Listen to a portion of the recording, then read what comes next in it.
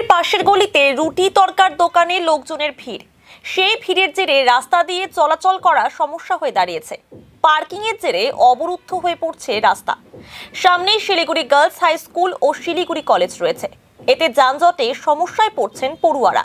সেই রাস্তা দখল মুক্ত করার নির্দেশ দিলেন মেয়র গৌতম দেব।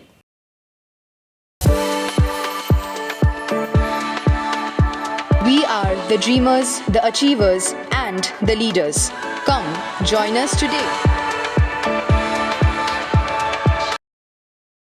বৃহস্পতিবার পৌর নিগমে আসার পথে রাস্তা দখল দেখতে পান মেয়র।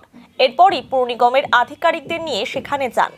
রাস্তা দখল নিয়ে এদিন মেয়র জানান, গুরুত্বপূর্ণ রাস্তাটি দখল হয়ে গিয়েছে। দোকানে যারা আসছে তারা রাস্তার উপর বাইক স্কুটার রেখে যাচ্ছে। ব্যবসায়ীকে আমরা নোটিশ দেব। এদের বলা হয় কিন্তু একটু শ্লথতা আছে। একটা দোকান চলছে গ্যারেজে, আমরা কারো রুজি রোজগারে হাত দিতে চাই না, কিন্তু এত ভিড় হয়ে যাচ্ছে তো সামনে পেছনে স্কুটার বাইক দিয়ে জায়গাটা পুরো চোখ করে দিয়েছে। আরও অনেকগুলো অসুবিধা হয়েছে। রাস্তার ধারে ধারে মাশরুমিং মতো দোকান বসে গেল চোখের সামনে 2-4 দিনের মধ্যে। ফুটপাথের উপরে বসছে, সেগুলো খুলে সরিয়ে দিতে হবে। স্কুল তো ঢুকতে পারছে না, স্কুলে পাশে কলেজ আছে, কলেজ যেতে পারছে না, পুরসভায় আসতে পারছে না, স্টেট ব্যাংক অফ ইন্ডিয়া আছে, সেখানে লোক যেতে পারছে না।